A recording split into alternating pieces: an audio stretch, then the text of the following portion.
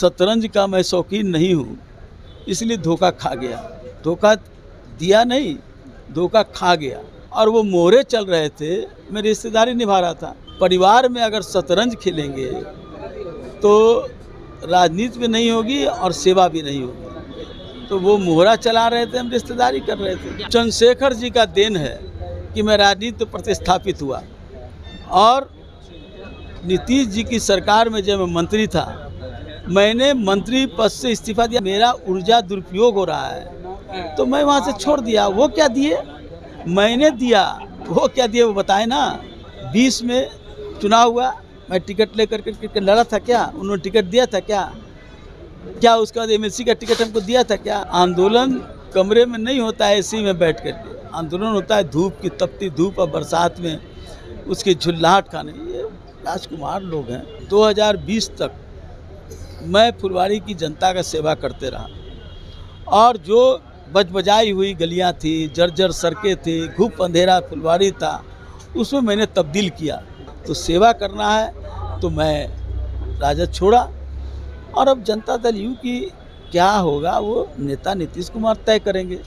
लेकिन मैं फुलवारी की जनता के लिए, फुलवारी की जनता चाहती। नमस्कार, स्वागत है आपका लाइव बिहार में। आपके साथ है संजीव सिंह। कि बिहार सरकार के पूर्व मंत्री श्याम रजक आरजेडी छोड़े हुए इनके लगभग एक सप्ताह हो गए, अब जेडीयू ज्वाइन कर रहे हैं। सीधे बातचीत करेंगे। सर, जेडीयू ज्वाइन कर रहे हैं, सबसे पहले बहुत बहुत बधाई।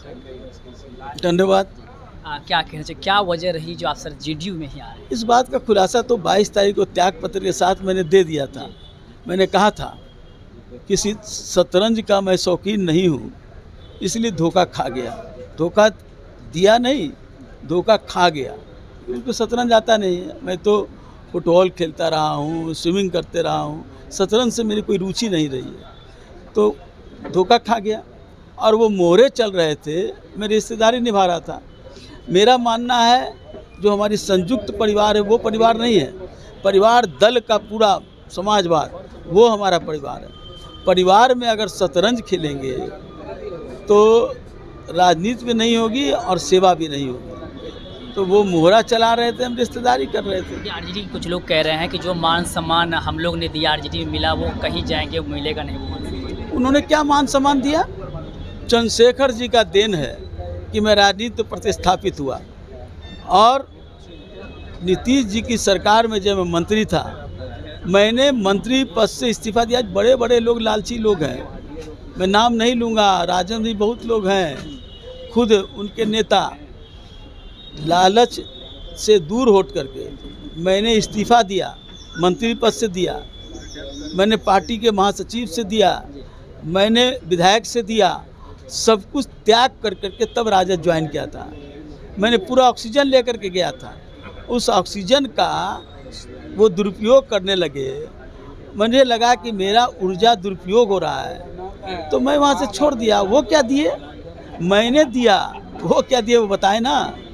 मैंने, ये तो जनता जान रही है, देश की जनता जान रही है कि मैंने इस्तीफा दे करके आए थे। 20 में चुनाव हुआ, मैं टिकट लेकर के लड़ा था क्या? उन्होंने टिकट दिया था क्या? क्या उसके बाद एमएलसी का टिकट हमको दिया था क्या? क्या टिकट बांटने वाले थे? तो वही करेंगे।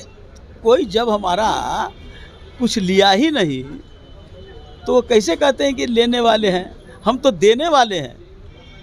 और मैं सब कहानी नहीं, बहुत सी बात है जो नहीं कहना चाहता हूँ, वो हाशिए पर है।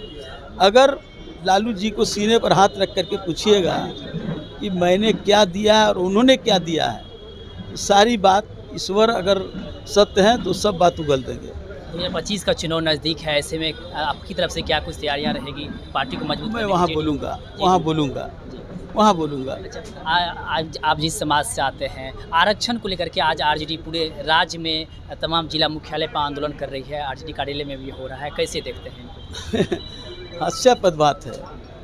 कहा गया है समाजवाद भी कि सदन में बहसबाजी, सड़क पर संघर्ष, लेकिन वो कमरे में बैठ कर के कार्यालय के अंदर धरना पर बैठ रहे हैं। आंदोलन कमरे में नहीं होता है एसी में बैठ कर के, आंदोलन होता है धूप की तपती धूप और बरसात में उसकी झुल्लाहट खाने। ये राजकुमार लोग हैं। एक आखिरी सवाल लगा, हजारों कार्यकर्ता आपके समीप हैं, आपके साथ है, क्या चुनाव लड़ेंगे फिर से फुलवारी शरीफ से? मैंने कहा जब 90 से लेकर के 2020 तक मैं फुलवारी की जनता का सेवा करते रहा और जो बजबजाई हुई गलियां थी, जर्जर सड़कें थी, घुप अंधेरा फुलवारी था, उसमें मैंने तब्दील किया और वहाँ की जनता ने मुझे बहुत विश्वास दिया। लेकिन वो मेरे हटने के बाद विगत 4 वर्षों में वो स्थिति फिर से उसी तरह से जा रही है। वहाँ की जनता परेशान थी।